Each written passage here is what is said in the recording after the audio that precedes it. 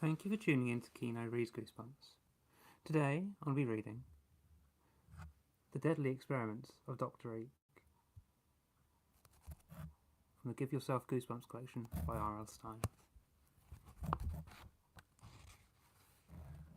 Now, I won't ruin the entire beginning, but if you make the right choices, you will escape from Dr. Eek's deadly lab alive. If you make the wrong choice, beware. So take a long, deep breath, cross your fingers, and turn to page 1 to give yourself goosebumps.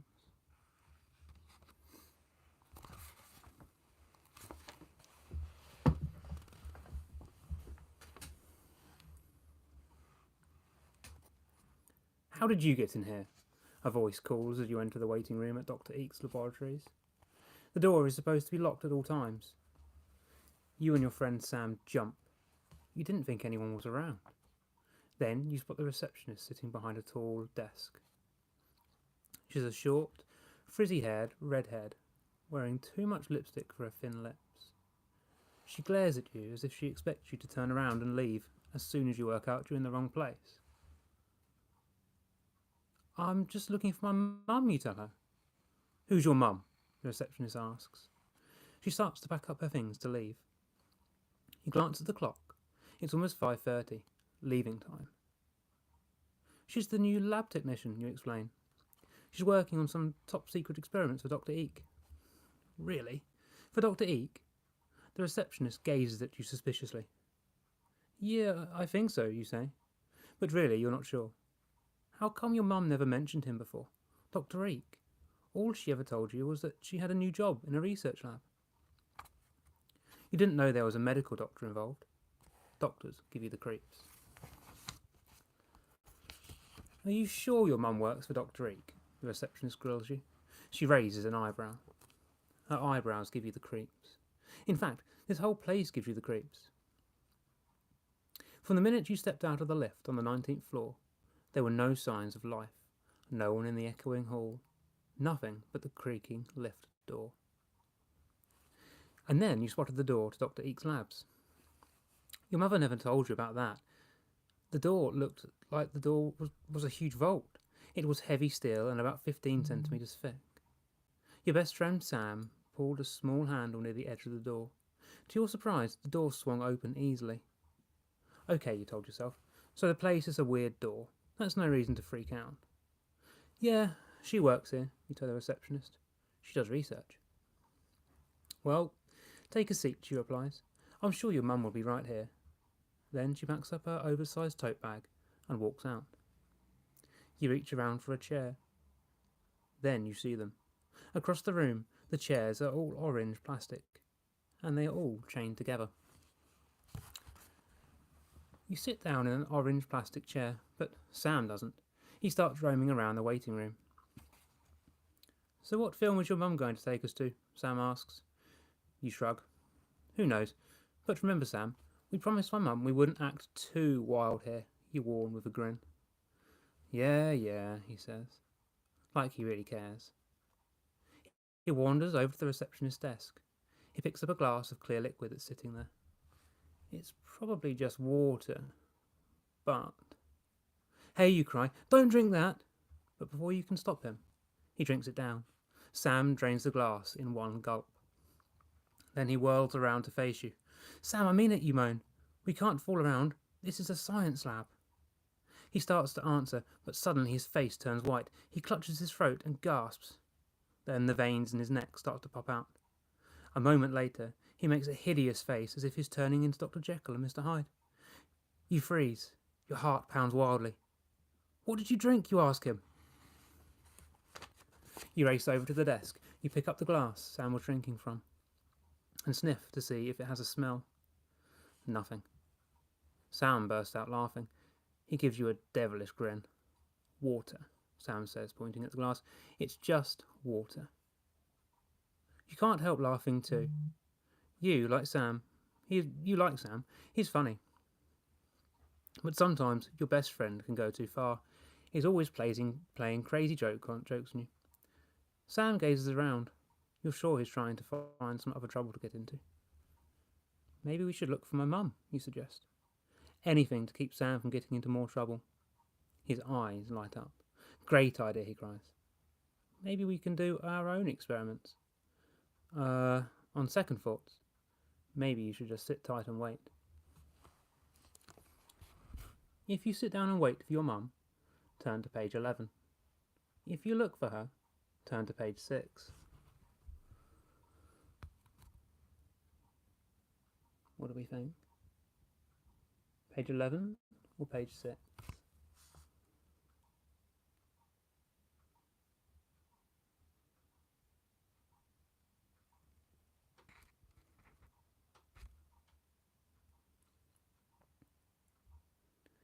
If you sit down and wait for your mum, turn to page 11. If you look for her, turn to page 6.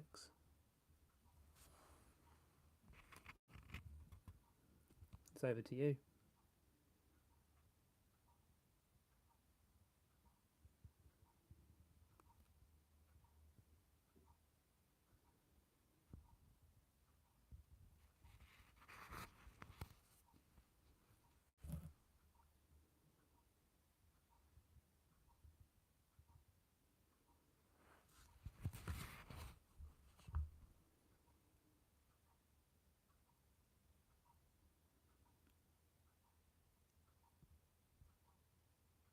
Shall we look for her? Let's go to page 6.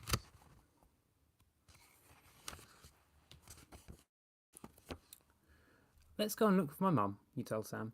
But remember, no messing about. This is a science lab. Right, Sam agrees. He zooms through the waiting room, door to the long hallway. You quickly follow.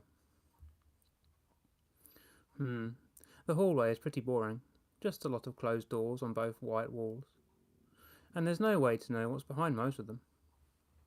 You open the first one and peek in. Bummer. It's just a lounge. At least that's what it looks like. There are 2 worn brown sofas, a table, some chairs, and some vending machines. Got any change? Sam asks. I'm starving. You pull out coins from your pocket. You've got enough, only for 1 snack selection. You drop the coins into the slot of the machine. You start to punch the numbers of your favourite chocolate bar. But before you can hit the buttons, a hand suddenly clamps down on your shoulder. Turn around slowly on page 14.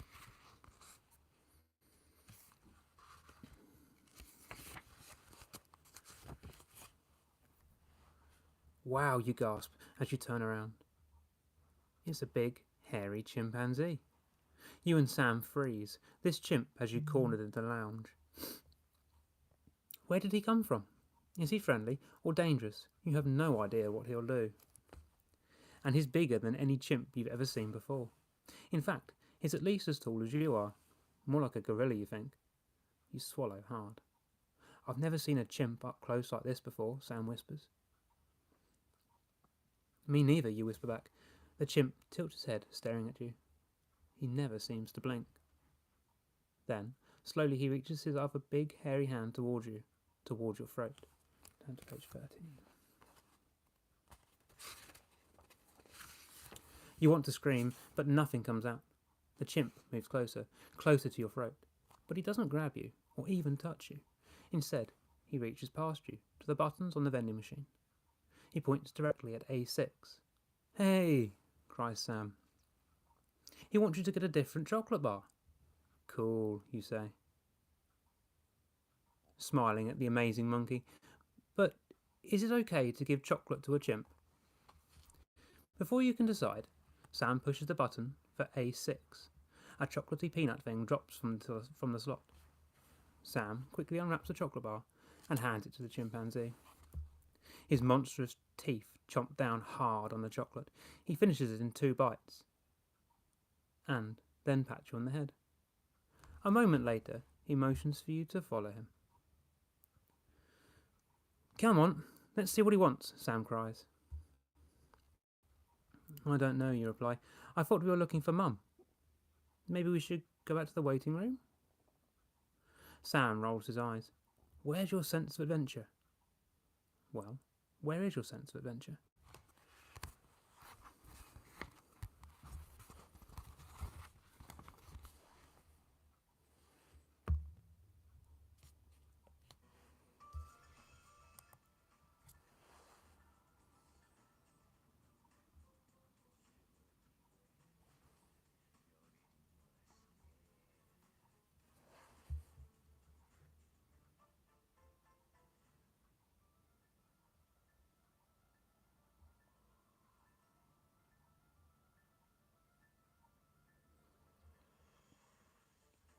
If you follow the chimp, turn to page 101. If you go back to the waiting room, turn to page 42.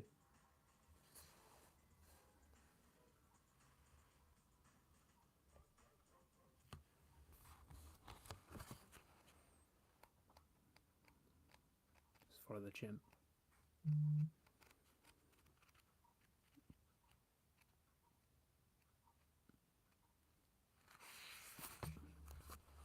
No way, you decide. You won't open your mouth. Oh no, hold on.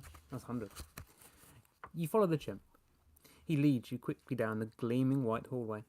Oddly enough, he seems to know exactly where he's going. When the chimp's not watching, Sam stoops over. He copies the chimp's lumbering scamper. Ooh, ooh, Sam cries, scratching his underarms and making chimp faces. The chimp turns around and catches Sam at it. He glances at both of you. Weird, you think. You know chimps are supposed to be smart animals, but the gleam in this one's eyes. Frankly, you think he looks smarter than Sam. At last you come to a door. The chimp opens it and makes a sound. It sounds kind of like Eeek. What's in here, you wonder? You step through the door into a large laboratory. Sam follows right behind. Inside, a tall man wearing a lab coat writes on a clipboard. He whirls around and glares at you with intense, dark eyes. Who are you? He demands loudly. What are you doing here? Explain who you are on page 122.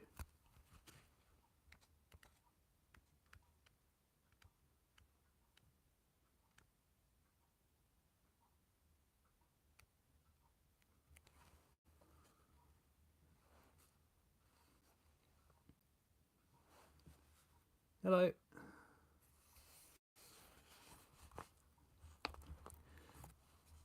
You try to stay cool, even with the scientist glaring at you. You introduce yourself and Sam to the man. You reach out to shake his hand. Grown-ups usually like that. Ah, yes, the man says, squeezing your hand a little too tightly. I know your mother well, a brilliant scientist. You smile proudly. The chimp tugs on the sleeve of the man's lab coat, trying to get his attention. He makes some signs with his hands. You can't figure out what he's trying to say, but it seems to be a kind of sign language. The man nods as if he understands. I am Professor Yarzak, one of Dr. Eek's assistants, the man says. I see you've met Oscar. He nods towards the chimp. Would you care to take a look at our work? He leads you and Sam to a wall of windows. You both peer through. Wow, Sam gasps. Take a closer look at page 53.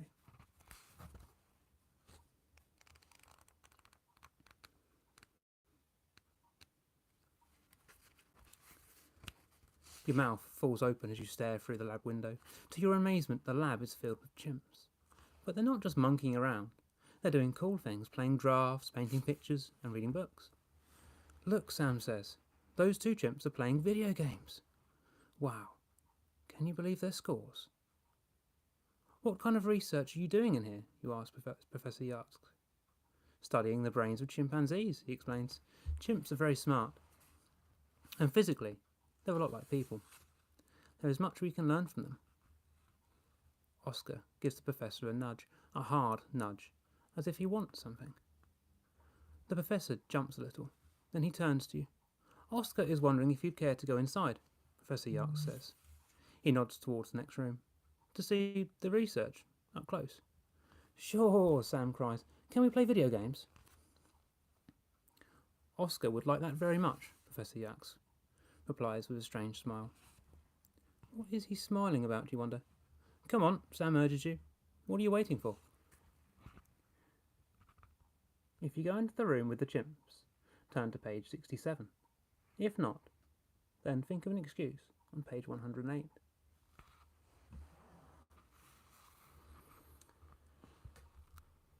I'll give you a second.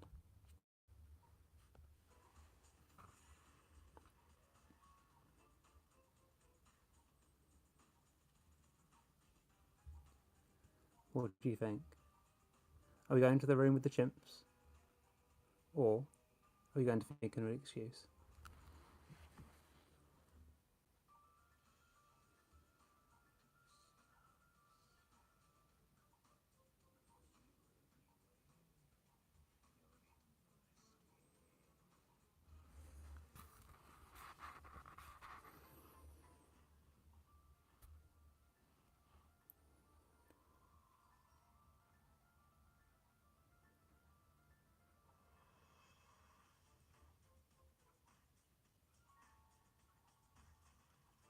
So you'd like to go to page 108? Hey, brilliant, thank you. If not, then think of an excuse on page 108. Let's have a look.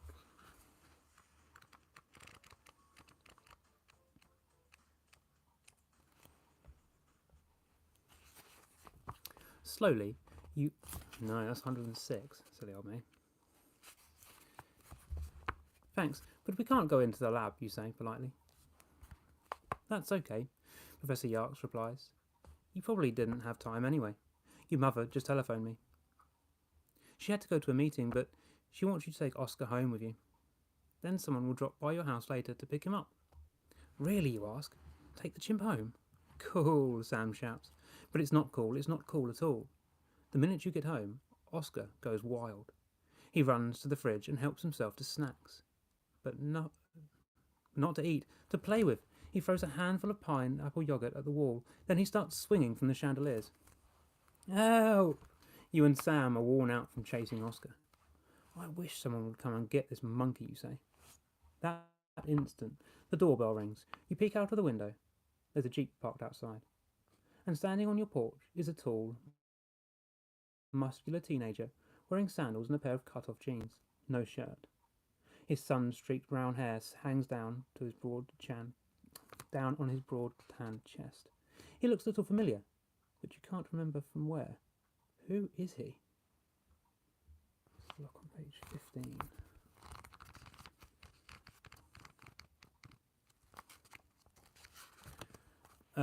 Can I help you? You ask the teenager as you open the front door. Chimp, he grunts in a deep voice. Got him. Before you can say anything, Oscar rushes right past you. He flings himself into the teenager's arms. He strokes his long hair and playfully pats him on the face.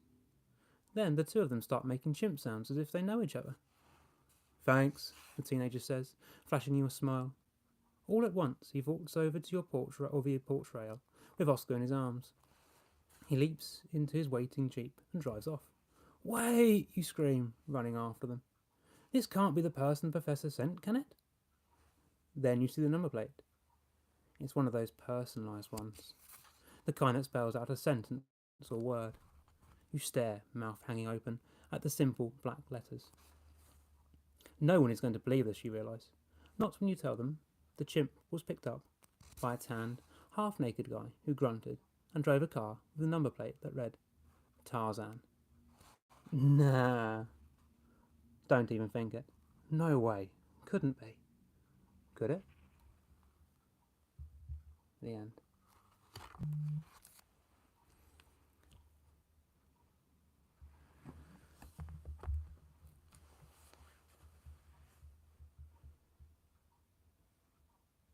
I hope you've enjoyed this audiobook so far.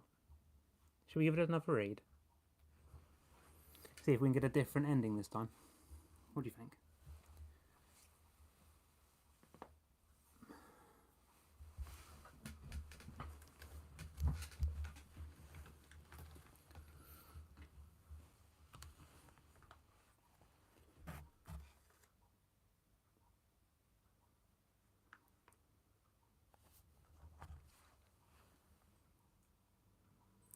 Well, we can either read this one, or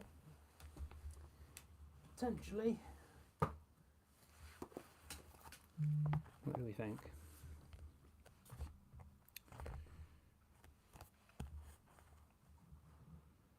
We've got TikTok, You're Dead, Trapped in Batwing Hall, or The Deadly Experiments of Dr. Eeek.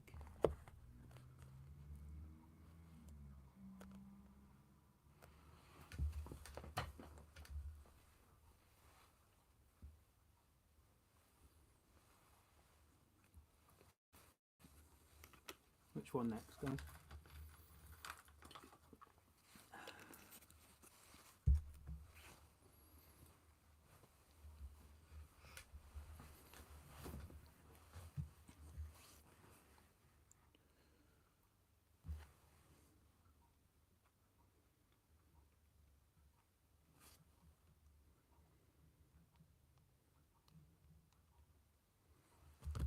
Okie doke. In which case...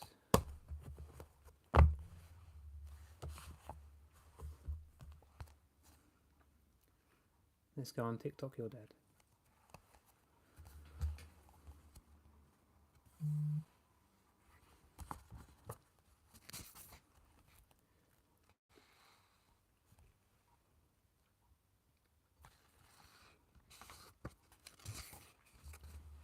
What a crummy holiday.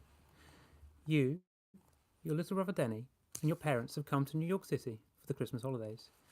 You thought you'd get to do lots of cool stuff like visit the Statue of Liberty, ride to the 102nd floor on the World Trade Center, and ice skate at the Rockefeller Center. Instead, your parents are museum freaks. It's entertaining, your mum says as she drags you into the Museum of Natural History. It's educational, your dad declares as he shows you a collection of ancient pottery. It's boring, you say, but no one listens. And the worst part of it is that you're supposed to be in charge of your little red-haired brother Denny. Only Denny doesn't want anyone to be in charge of him. You're not the boss of me, you keep saying. You follow your parents through the Museum of Natural History. At first, it's sort of interesting. You really like the dinosaurs. Wait until you see what's in this room, your mum cries.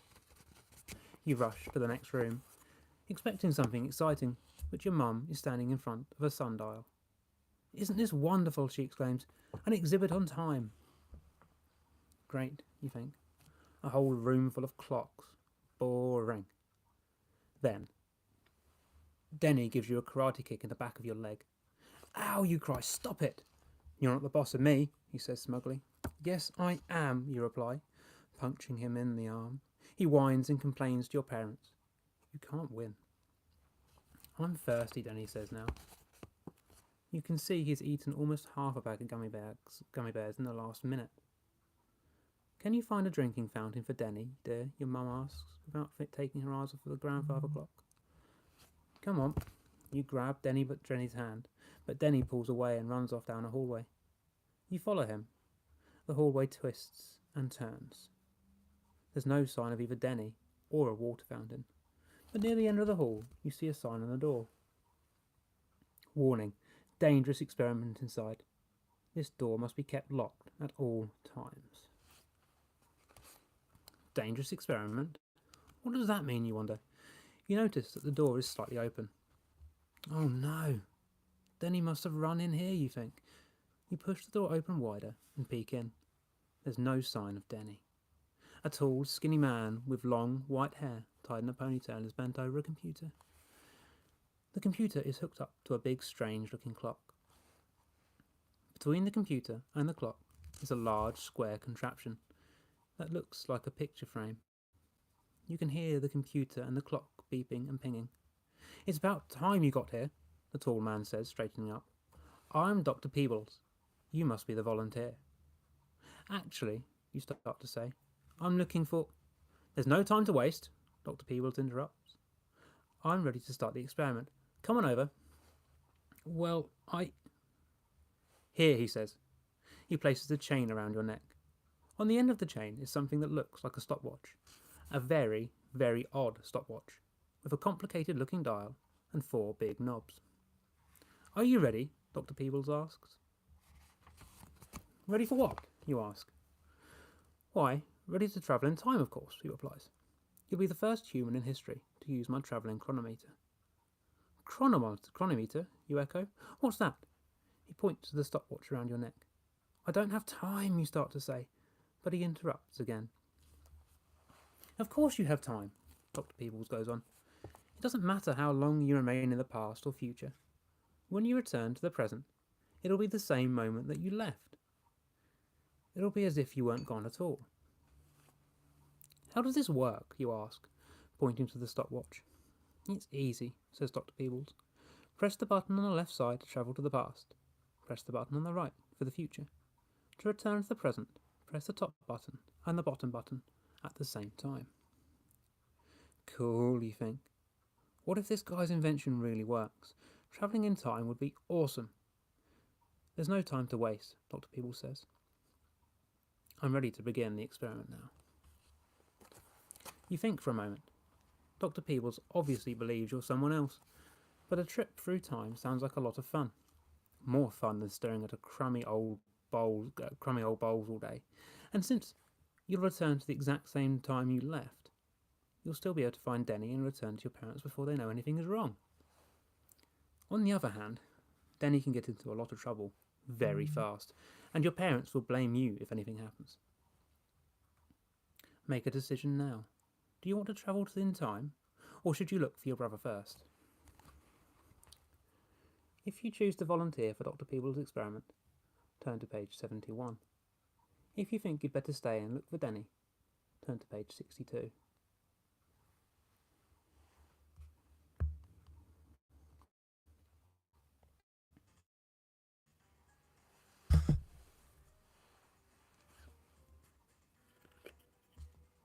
What are we going for?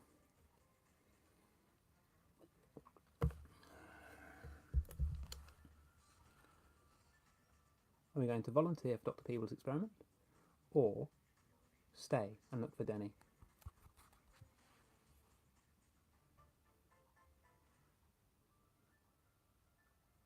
$62. Thank you.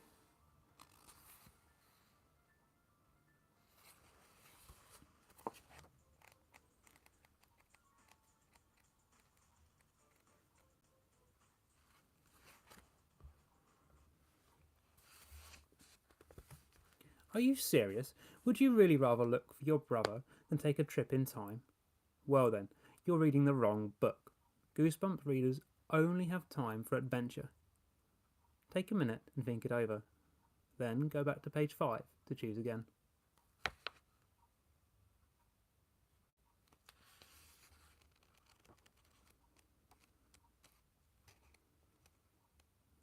Oh, R.L. Stein.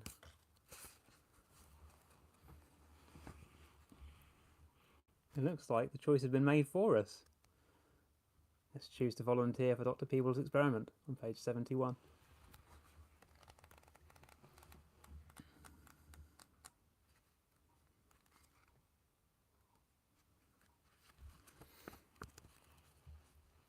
I'm ready to travel through time, you tell Dr. Peebles. Good, the white-haired man replies. He punches some numbers into the computer keyboard. The computer starts to hum. The square doorway between the clock and the computer fills with a strange, shimmering glow. The chronoport is almost ready, the scientist says, pointing to the frame. I only need to adjust. But before he can continue, you hear pounding footsteps. You turn to see Denny racing towards you. Denny, you cry. He's heading straight for the chronoport. You can't go in there. You're not the boss of me, Denny yells. He runs straight through the glowing frame. There's a soft before he disappears completely. Oh no, Dr. Peebles cries. He went before I made the final settings. If you don't bring him back within 2 hours of real time, he'll disappear into timelessness forever. Race on to page 47.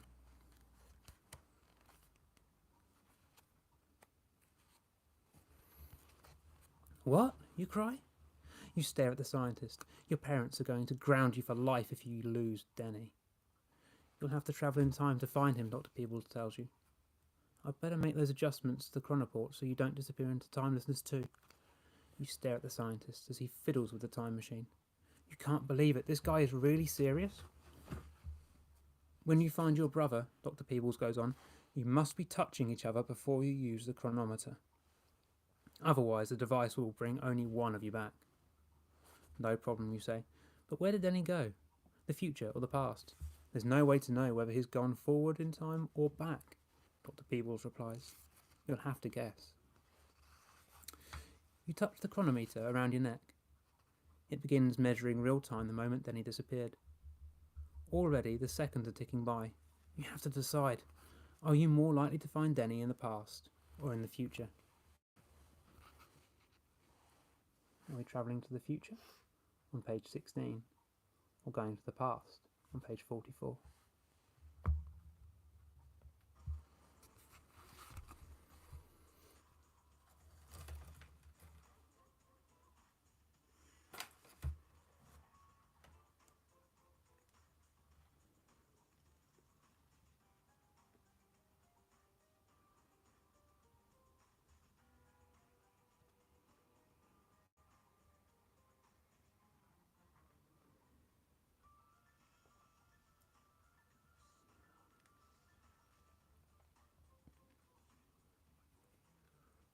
What do you think?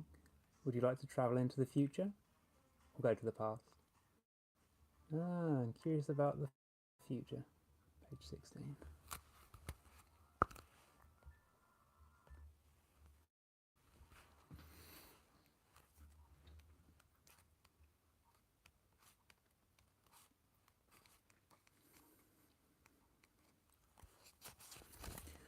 I think my brother went to the future, you announce. I hope you're right, Dr. Peebles punches in another computer key. Are you ready? Step through the chronoport. You enter the glowing frame. As you move through it, you feel strange, tingling sensations. One more thing, Dr. Peebles calls out. His voice sounds far away. Before you can return, remember. What? You cry as his words fade away. What was he saying? Ahead of you, in the mist, are two scenes. One is a big, futuristic-looking city with small cars flying around like planes.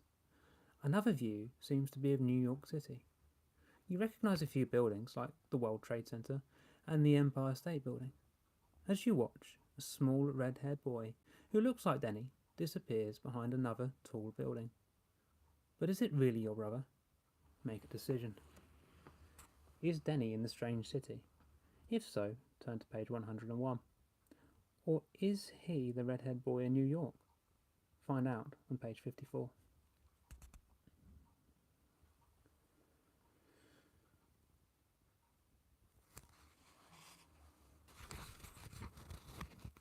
What do we think?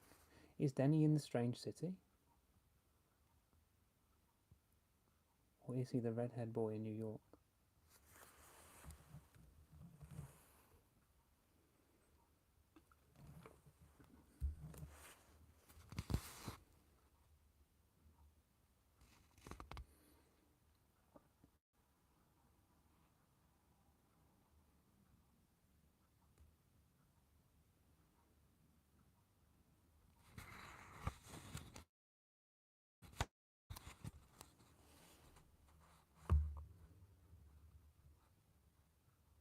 The strange city.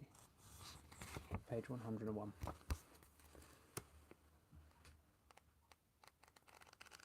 have a look. You decide to go towards the futuristic city. All around you are buildings made of shiny metal and glass. Cars with wings fly above your head. The streets are empty and clean, with no litter, not even a gum wrapper. Is this New York in the future? It certainly looks different from the one you visited in the present. You're about to start looking for Denny when a hand closes on your shoulder in an icy grip. Human? A hollow-sounding voice says. You are under arrest. You whirl around. Gripping your shoulder is a shiny metal robot with a policeman's badge welded to its chest. The robot's face is expressionless, and it's holding something that looks like a laser gun. No wonder everything is so clean and quiet, you think. The city is run by machines. Don't you know that humans aren't allowed out in the streets? The robot demands. I come from another place, you quickly reply. I don't know your rules. Please give me another chance. That is for the judge to decide, the robot says. Come with me. Turn to page 89.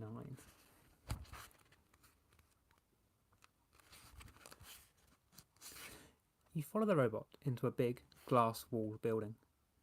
He leads you to a courtroom. A shiny robot dressed in black sits behind a tall desk. The judge, you realise. You're accused of appearing in the streets, human, the judge says. How do you plead? Guilty, Your Honour, you say. But I didn't. Silence! The judge cuts you off. There are no excuses for punishment. You may have your choice. You'll be sentenced to school or to the zoo. School? The zoo? What kind of punishment is this? To find out, make a choice now. Get sentenced to school. Turn to page 9. Go to the zoo on page 55.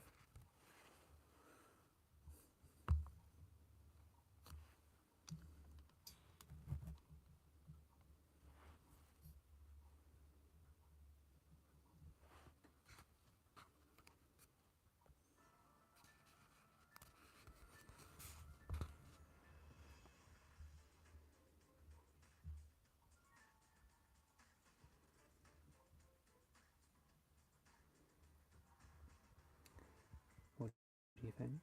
Should we get sentenced to school or go to the zoo? Try the school.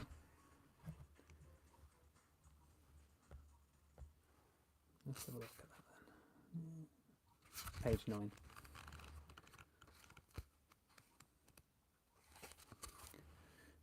I choose school, you tell the judge.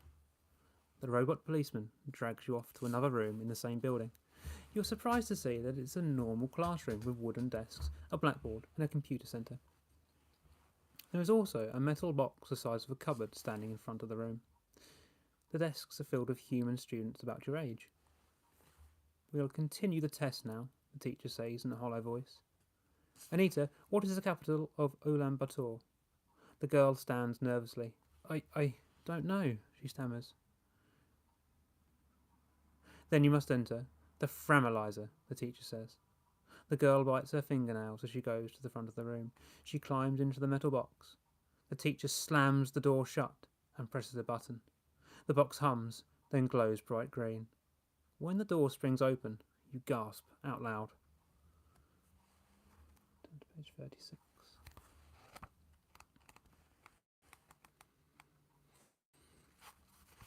The girl is gone. Jackson, the teacher goes on, as if nothing has happened. What is 43 million divided by 7.645328? A tall boy stands up. He doesn't answer for a moment, then shakes his head. I don't know, he says. Go into the Framalizer, the robot commands. Slowly, Jackson walks to the front of the room. He steps into the box. A moment later, he too has gone. Framalized. You watch in horror as your classmates disappear one by one. In a moment, it will be your turn. You've got to do something and do it fast. You could use the chronometer to leave the future, but you haven't found Denny. On the other hand, you've always done well in school. Maybe you'll be able to answer the teacher's question. Answer the teacher's question on page 133, or use the chronometer on page 68.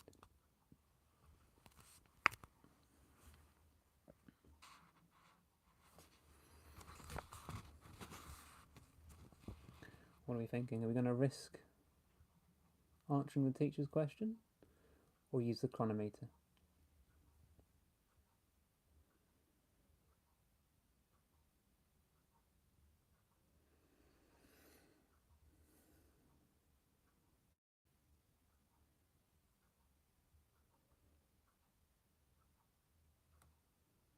Yeah, let's take a risk. Let's answer the teacher's question. That's really good. Page 133.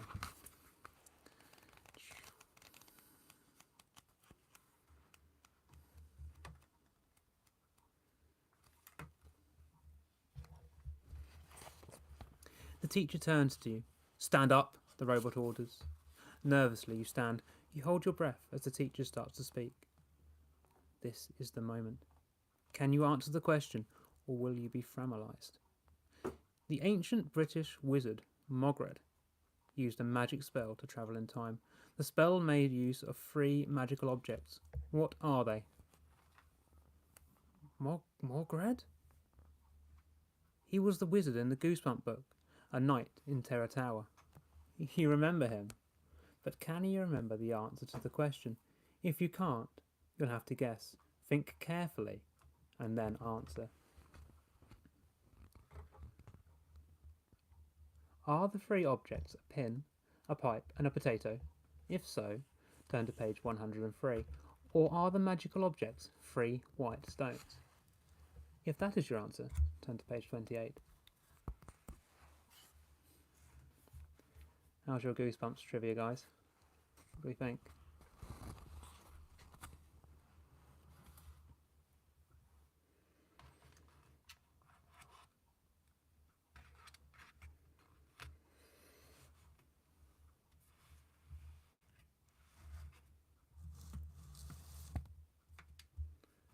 Page 28, are we in agreement?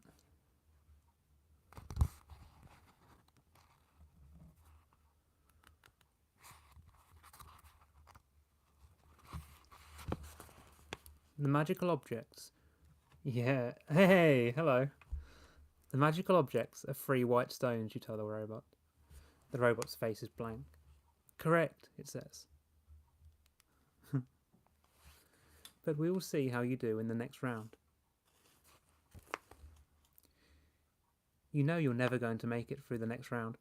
You quickly grasp the chronometer and press the button on the right to go further into the future. Immediately, you feel a tingling sensation. When it stops, you're still seated, but not on a hard wooden chair in the classroom. Instead, you're strapped into a comfortable sofa. Whooshing sounds surround you. Is this an aeroplane? You glance out of a window. Outside is black, empty space, dotted with brilliant white stars. Up ahead is a big, donut-shaped structure, with spaceships docked by its doors. You're not on an aeroplane. You're on a space shuttle, and it's travelling towards a space station. 30 seconds to docking, an intercom squawks. To find out what happens next, turn to page 98.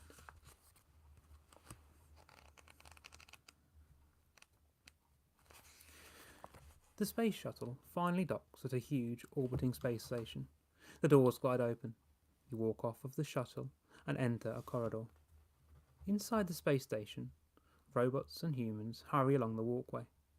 Denny might be here somewhere, but where? A pair of robots wearing security badges stare right at you. All the other humans are wearing bright yellow uniforms, you notice. You'd better find one right away before someone tries to stop you. Just ahead is a door marked Supplies. Inside, a pile of freshly laundered uniforms sits on a shelf.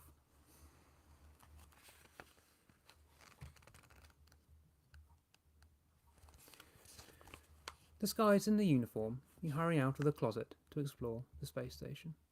This place is too cool. Through the windows you can see thousands of stars. Sophisticated-looking computers with colourful lights are scattered all over this place. The chronometer's steadily ticking. It reminds you that time is running out. You better find Denny quickly and get back to the present. You wander through the door and see a sign pointing to something called Teletime. Then 2 robots approach. One of them draws a laser. Just ahead is a branch in the corridor. A green sign points to hydrophonics, and a purple one points to engine room. Make a choice and start running. Are we going to follow the green sign to the hydrophonics on page 80, or take the purple sign to the engine room on page 74?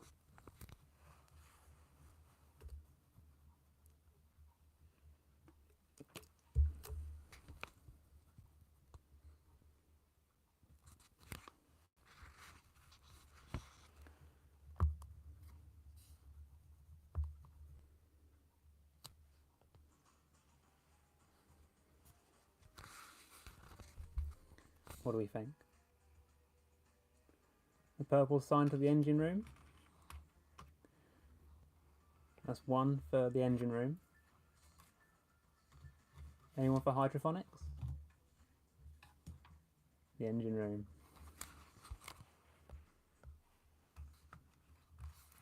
Page 74, the engine room it is.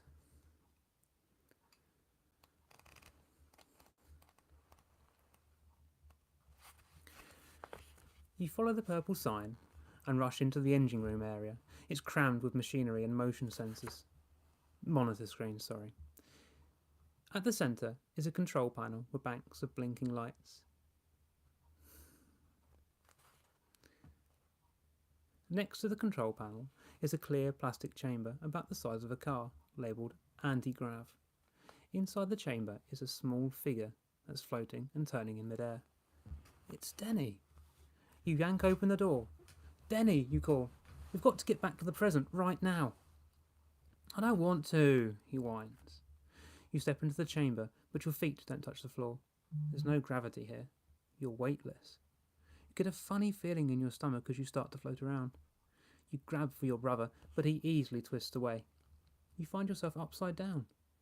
If you weren't so worried about returning to your own time, this would be fun. Come on, Denny, you beg. You're not the boss of me, he sneers at you. You grab for him again, and miss. Then you glance outside the chamber. A robot guard has a laser gun pointed straight at you.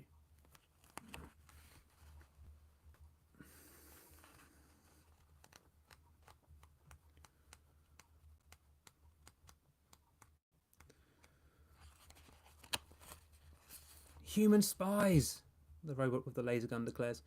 You are under arrest. You untwist yourself and float out of the chamber. We weren't spying, you protest. We were only... Silence, the robot snaps. In a panic, you pull out your chronometer and take a glance. You and Denny have to get home. Please, you beg the robot. I have to get my brother. Explain it to the captain, the robot says. It snatches away the chronometer. No, you scream, give that back. You grab for the chronometer, but the robot holds it beyond your reach. Come along now, it snarls. It clamps its metal claws around your wrist. You too, it adds, reaching for Denny. You can't make me. Denny kicks the robot hard on its metal shin and takes off running. The robot stops for a moment. You can hear something whirring inside of its head. The captain will explain what to do, it mutters. Now come with me.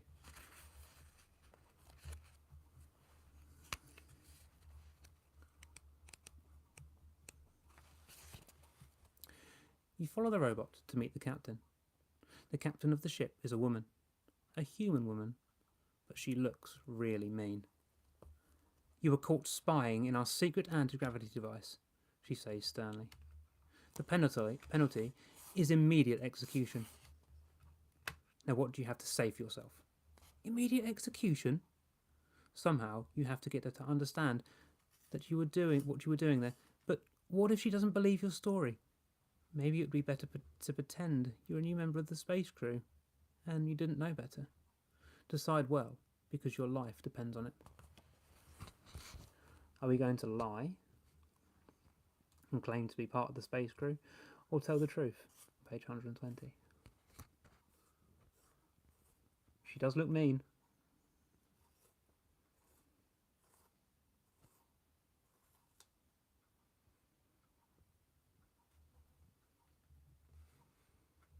What do we think? Tell a lie on page 25, or tell the truth on page 120?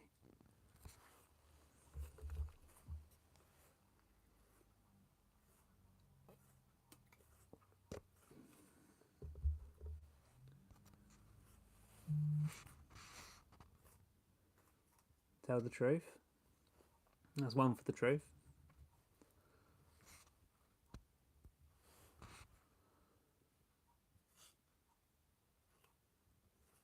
The truth. So one for truth, one for lie. Okay, give me a moment.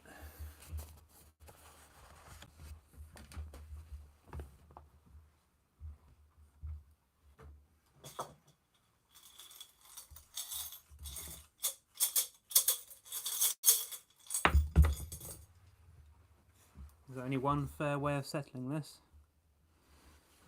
It'll have heads for truth, tails for lie.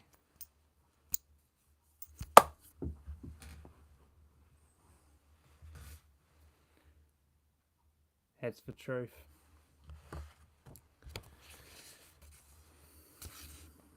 $120.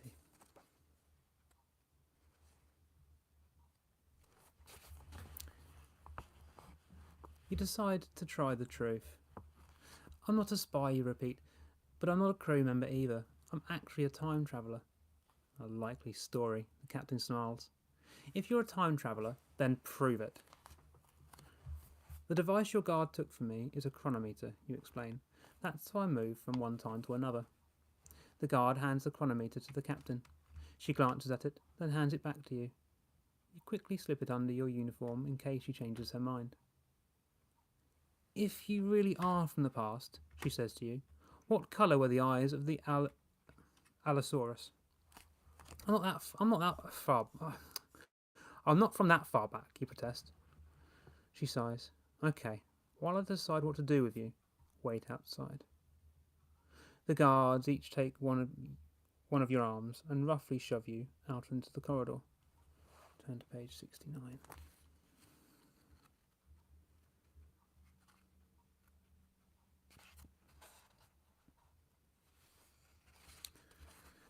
You lean against the wall of the corridor, trying to calm yourself. The only person who can help you find Denny is Dr. Peebles. You pull the chronometer from under your uniform and press the top and bottom buttons to return to his lab.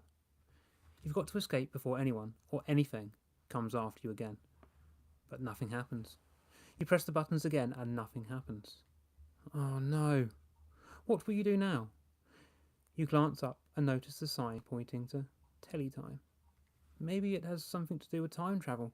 Maybe there's another way to get back to the present. Just enter the Teletime on page 81.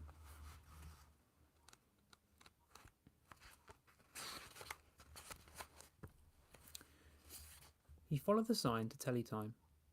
It's a spacious room full of electronic equipment. A large panel in the centre of the room contains dozens of TV monitors. On the monitors you can see several scenes from the past. Alexander the Great's army, the signing of the Declaration of Independence, the landing on the moon. A robot in a white lab coat watches the monitors and doesn't notice you.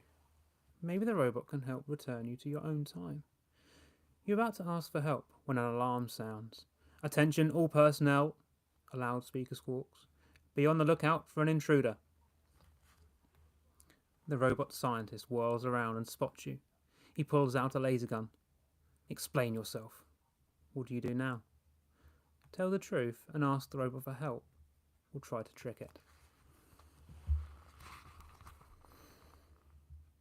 Are we going to ask for help, or try and trick the robot?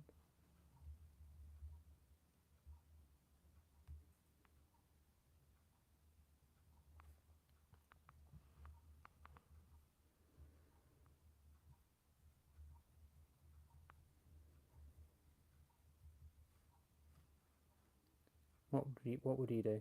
Would you ask for the robot's help, or try and trick it? Try and trick it. Ask it for help. Okay, 1 for help.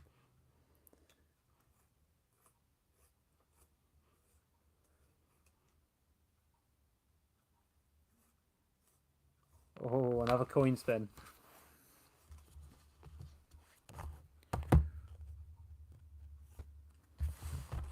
Let me get rid of that, clear some space. We'll say heads for help and tails for trick. Chuck that over there. Not heads again, heads for help.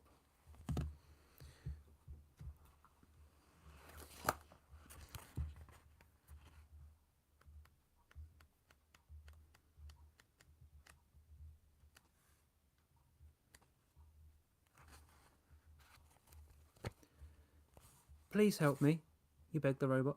I'm looking for my brother and... Silence, intruder, the robot commands, keeping its laser trained on you. It waves you over to a chair in front of one of the monitors. You will be my helper in the Teletime room, human. I need someone to help me study the past, the robot explains. It points to one of the monitors. You will watch this screen all night and all day and report to me on what you see. That's not bad, you think. At least I'll get to watch TV.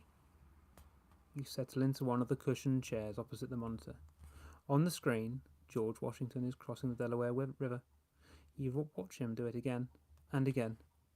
It's interesting the first few times, but after that you get bored. Really bored. The days, months, and finally years slowly pass. George is still crossing the river, and you're still watching. Compared to this non-stop history lesson, going to museums with your parents was a total blast. The end.